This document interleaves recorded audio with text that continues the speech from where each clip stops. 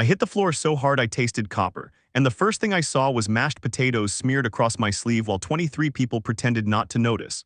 My stepson Tyler stood over me with his hands still raised from the shove, his face twisted into something between rage and triumph, and he said it loud enough for everyone to hear.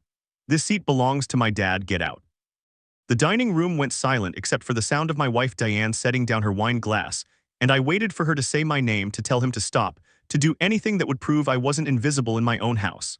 She didn't. She grabbed a napkin and started wiping gravy off the hardwood like that was the real problem, like I wasn't still on my knees with cranberry sauce dripping down my shirt. And that's when I understood that this wasn't a fight I could win because I was the only one who thought we were fighting. I got up without a word, walked past the Christmas tree I'd spent 4 hours decorating, grabbed my jacket from the hook by the door and left while Tyler's biological father Chuck laughed about something in the kitchen. Nobody followed me, nobody called. I sat in my truck in the driveway for 10 minutes watching the windows glow warm and gold, watching shadows move behind the curtains like nothing had happened. And then I drove to a motel off Highway 9 because I couldn't think of anywhere else to go. Let me back up because this didn't start on Christmas Eve. It started the day I married Diane 16 years ago and inherited a teenage kid who never wanted a stepfather. I'm Mark Henson, 56 years old, spent 32 years as a union machinist before my back gave out, and I was raised to believe your word is your bond and your home is your kingdom. My father sat at the head of our table every Sunday for 40 years until the cancer took him. And when he died, I inherited that chair, a heavy oak piece he built himself in 1967, and I brought it to the house Diane and I bought together in 2009. It wasn't about power. It was about continuity, about being the man who keeps the roof solid and the bills paid and the fridge stocked.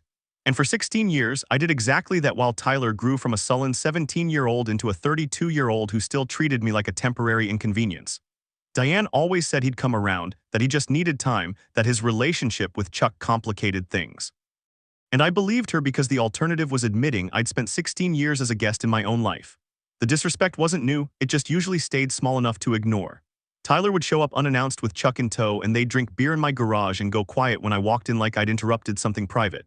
2 weeks before Christmas, Tyler asked if Chuck could come to dinner and Diane said yes without asking me.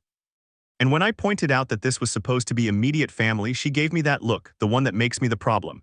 "He's Tyler's father, Mark, don't start." Like I was the one creating tension, like I hadn't spent 16 years swallowing every insult and dismissal because I thought that's what you do when you love someone. Christmas Eve started normal enough. I spent the morning cooking ham and roasted vegetables and 3 kinds of potatoes because Diane's sisters always complained if there wasn't variety. And Tyler texted around noon saying he'd be late because he was picking up Chuck. Diane read the message and smiled, actually smiled like this was good news. And I felt something cold settle in my chest. People started arriving around 4, Diane's sisters and their husbands and a handful of cousins I barely knew. And everyone complimented the food and made small talk that felt like static. I sat in my chair at the head of the table, the one my father built, and tried to feel like this was still my home.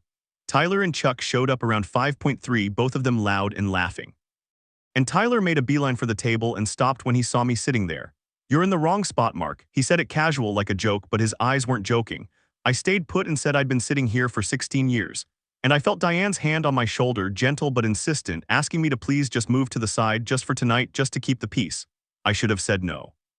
I should have told Tyler this was my house and my chair, and if he couldn't respect that he could leave, but I didn't because I thought maybe one night wouldn't matter, so I moved. I sat at the side like a guest and watched Chuck settle into my chair like he owned it. And Tyler sat next to him and they started talking about some fishing trip and nobody seemed to notice or care that I'd just been demoted in my own home. Dinner started and people passed dishes and made toasts and laughed at stories I wasn't part of, and I sat there with my plate getting cold, feeling smaller with every minute. Then Tyler stood up to get more wine and I shifted in my seat, just adjusting because my back was cramping, and he turned around and saw me and something in his face changed. "Why are you still sitting there?"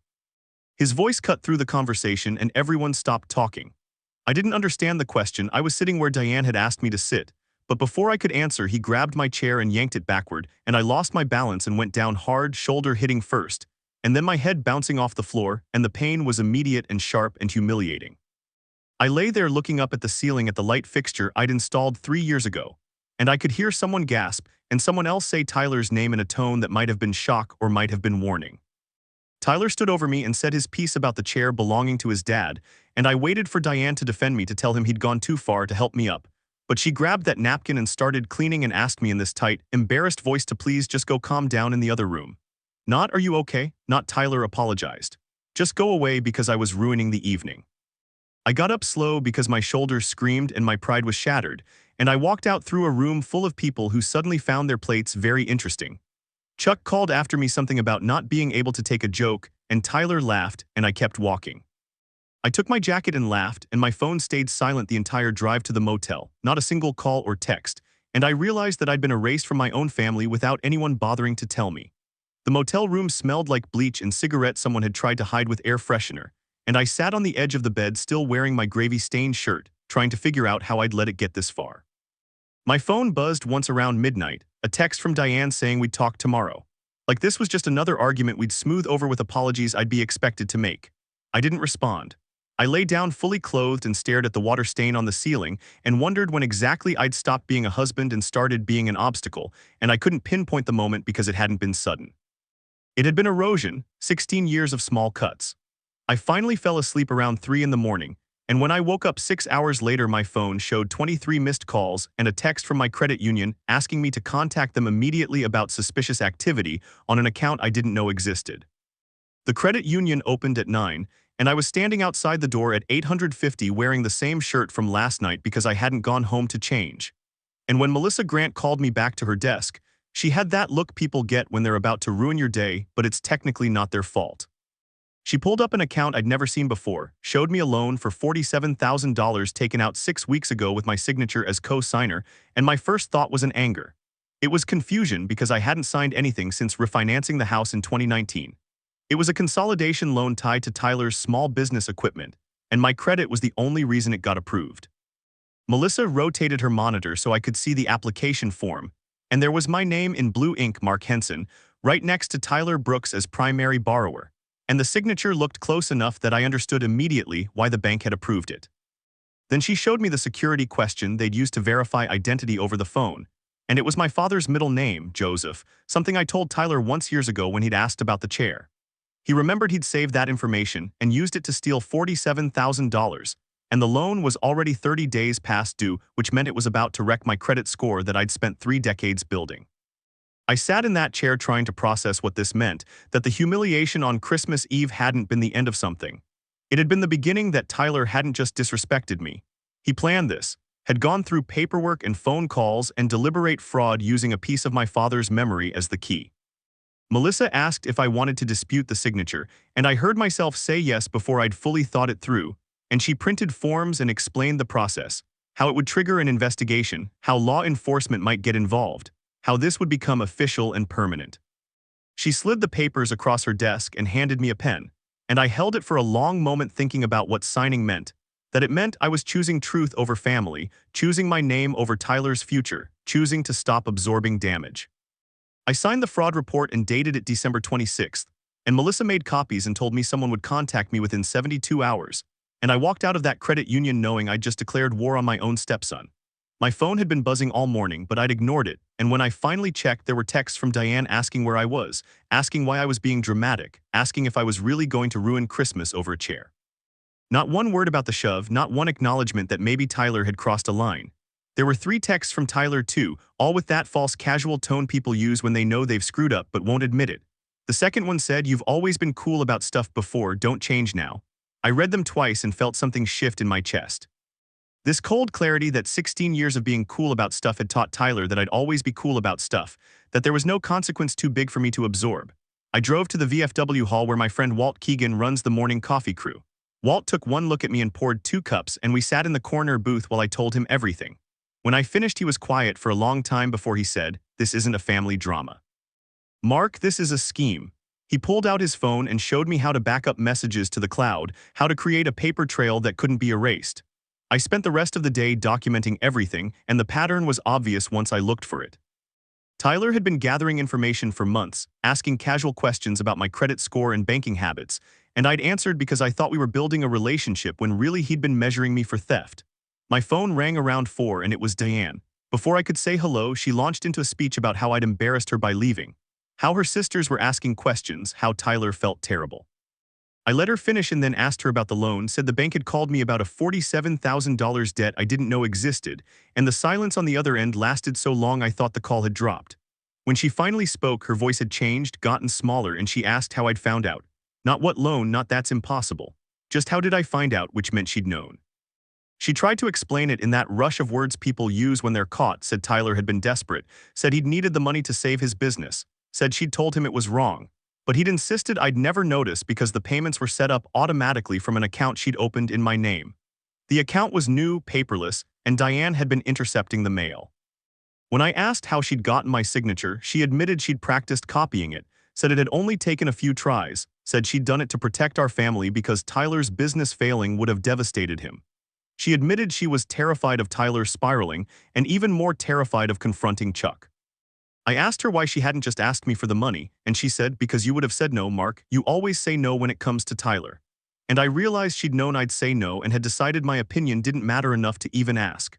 She told me not to do anything rash, said if I just came home we'd work it out, and I told her I'd already filed a fraud report and the bank was investigating. She sucked in a breath and asked if I understood what that meant, if I knew I was destroying Tyler's life, and I said he destroyed mine first and hung up. The detective called 2 days later, a guy named Morrison who asked me to come to the station with any documentation I had. I showed up with a folder full of bank statements and screenshots. Morrison looked through everything methodically, comparing signatures, checking dates, and after 20 minutes he leaned back and said the signature was obviously forged, that this would move forward to the district attorney. He asked if I wanted to press charges, and I said yes without hesitation. People think fraud is a white-collar thing, but what your stepson did was steal your identity and your father's memory to finance whatever he couldn't afford, and that's not a family issue. That's a crime. He gave me a case number and told me to prepare for pushback, and I walked out feeling lighter and heavier at the same time. That night I sat in the motel room listening to my voicemail fill up with messages from Diane's family telling me I was tearing the family apart. Tyler left one message, his voice tight with rage, saying I'd always paid for things before. That was the deal. I paid and he tolerated me, and now I was breaking the deal over money like some kind of cheapskate. He called me weak, called me petty, said his real father would never do this to him, and I saved that voicemail. Then there was one from Chuck, his voice calm in a way that felt like a threat, saying I should think very carefully about what I was doing, that families protect each other. I deleted nothing and backed everything up twice, and then my phone buzzed with a text from Diane's sister Rebecca, someone I barely spoke to, and the message just said you need to hear this with an audio file attached. I almost didn't listen to it, but something made me click play. The audio was scratchy like it had been recorded from another room, and I heard Tyler's voice first saying he'll pay for it. He always does, and then Diane's saying, but what if he checks the account, and Tyler laughing and saying he won't, Mom. The guy's too weak to even look at his own mail. We could run this 3 more times before he noticed. There was more about me being convenient, about me being easy to manipulate, about how they planned the Christmas confrontation to shake me up before the first loan payment came due, so I'd be too emotional to think straight if I found out. I listened to the whole thing twice before I understood that my wife and stepson had been running a con on me for months. Rebecca called me 3 hours later, crying, explaining that she'd been visiting Diane 3 weeks before Christmas and had walked in on them talking in the kitchen. That something about their tone made her leave her phone recording on the counter when she pretended to step outside, that she'd been too afraid to send it until now. I told her the recording was enough, that she'd given me proof that I wasn't crazy, and I forwarded the file to Detective Morrison within 10 minutes.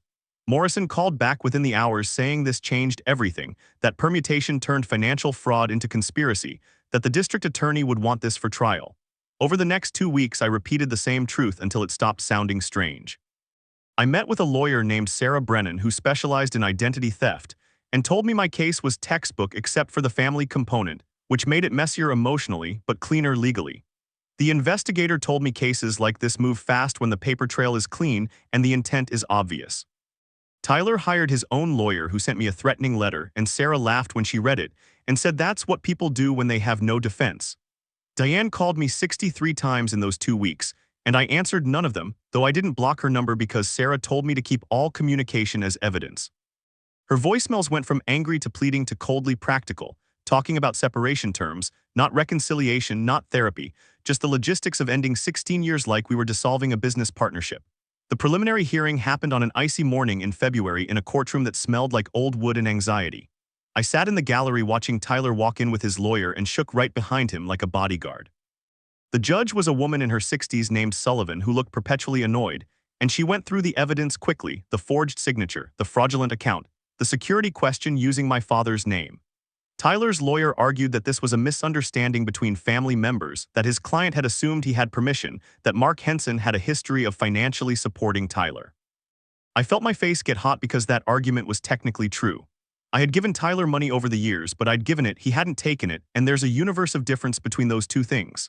Then Sarah stood up and asked to play an audio recording, and the judge allowed it, and Tyler's voice filled that courtroom saying he'll pay for it. He always does, and die in responding. But what if he checks the account, and Tyler laughing and saying he won't? Mom, the guy's too weak to even look at his own mail. The room went quiet after that, the kind of quiet where you can hear people breathing, and Judge Sullivan looked at Tyler for a long moment before asking his lawyer if he wanted to revise his statement about this being a misunderstanding. The lawyer said something about context, but you could see it was over, that the recording had killed any chance of painting this as a family dispute gone wrong. The judge reviewed the signature analysis, looked at the dates, looked at the payment history showing Tyler had never made a single payment, and then she said the evidence supported probable cause for fraud and identity theft, and the case would move forward to trial. She set a court date for April and dismissed us, and I walked out knowing I'd won the first battle.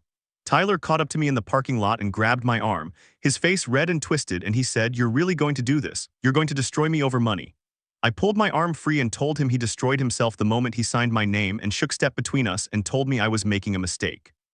That family doesn't turn on family, and I looked at both of them and said, "You're right, family doesn't, which is why I know exactly what you are." The trial happened in late April and lasted 2 days. Tyler's defense tried to paint me as vindictive, as someone who'd never accepted Tyler as a real son, who was using this as an excuse to punish him for Christmas Eve. Sarah let them talk and then showed the timeline, proved that the loan application had been submitted 6 weeks before Christmas, that the fraud had started long before any argument about seating arrangements. That Tyler had planned this systematically and used my father's memory as a tool. The jury deliberated for 4 hours and came back with guilty verdicts on 2 counts of identity theft and 1 count of fraud, and Tyler's face went white when the judge read the sentence. 18 months in county jail and restitution of $47,000 plus legal fees. Diane wasn't in the courtroom, hadn't shown up to either day of trial, and I learned later she'd filed for divorce the same week the verdict came down. I moved my stuff out of the house on a Saturday in May while Diane was at her mother's, and the only thing I really wanted was my father's chair. It was still at the head of the dining room table where Chuck had sat on Christmas Eve, and I loaded it into my truck bed carefully, wrapped in blankets so it wouldn't get scratched, and drove it to the apartment I'd rented near the river. The apartment was small, just 1 bedroom and a kitchen that barely fit a table, but it was mine. Every square foot of it was mine, and I set the chair by the window overlooking the water and sat in it for the first time in 5 months. It felt different than I remembered, heavier maybe, or maybe I felt lighter. And I sat there watching the sun go down over the river, thinking about what I'd lost and what I'd kept. Rebecca called me a few days later and said Diane was telling people I'd ruined Christmas, ruined Tyler's life, ruined the family over pride and a piece of furniture, and I asked Rebecca what she thought. She was quiet for a moment and then said, "I think you're the only one who tried to keep the family together. Mark, everyone else was just using it as cover." That felt like closure, like permission to stop carrying guilt that was never mine to begin with. Tyler sent me 1 letter from county jail, 3 pages of rambling justification about how I'd had so much and he'd had so little, how it wasn't fair that I got to play father without earning it, how the money should have been his anyway because Diane was going to inherit half of everything when we divorced. I read it once and threw it away because there was nothing in those pages I needed to respond to, just a 32-year-old man still blaming everyone else for the consequences of his choices. I still sit in my father's chair most evenings, still feel the weight of what it represents, but now it's different because I'm not performing authority or claiming space I have to defend. I'm just sitting in a chair my father built in a home that's actually mine. People ask if I regret it, if destroying my marriage and my stepson's future was worth $47,000, and I tell them it was never about the money. It was about the moment I realized I'd spent 16 years being convenient, being the person who absorbed damage so everyone else could stay comfortable. And one day I decided I'd rather be alone than be a doormat, rather be honest than be welcome. I didn't lose a family, I stopped pretending I had one, and that's not the same thing at all. What do you think about this story? Let me know in the comments, drop a like, and don't forget to subscribe for more real-life stories.